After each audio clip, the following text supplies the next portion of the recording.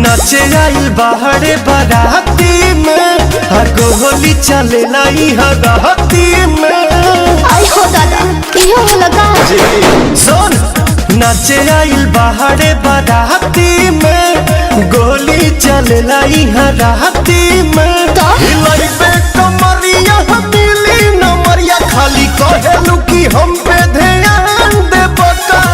सुनो ना बोला सतह के पैसा बिहान दे बका मालिक न मालिक के जान बका।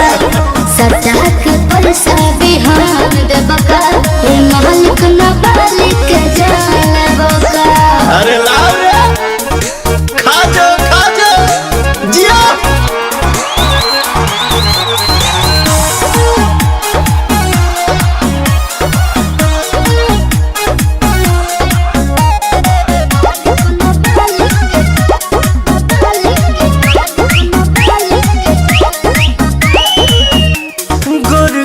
बदनिया का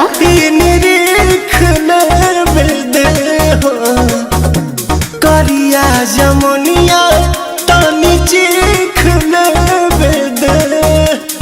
खा के नहीं खाई का हो थोड़ा का लागता बोल। खाली ठेके बड़ की हो लेके बगली में कड़ की हो। बाबू जैसन तू सोचता रह अच्छा वही वही सन ना लड़ की हो।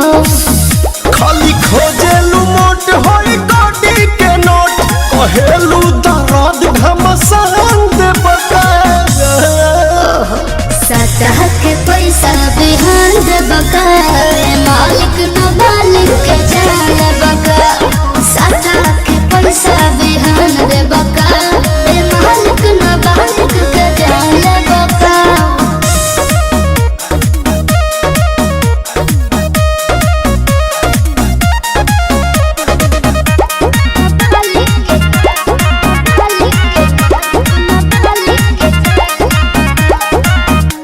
तोर मुस्कान चल बोली बात रे हरस के रासा गुल गोली बात रे।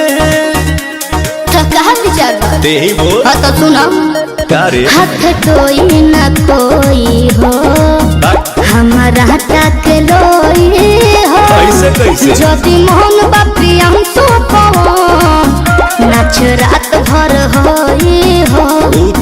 निकी बिकी दीपक बट तोहरा लाभत खुलल चोली के कहेलू बांध दे बका।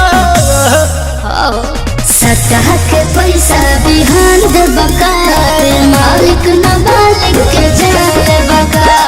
सतह के पैसा बिहान दे बका मालिक न मालिक के जान बका। तय का चल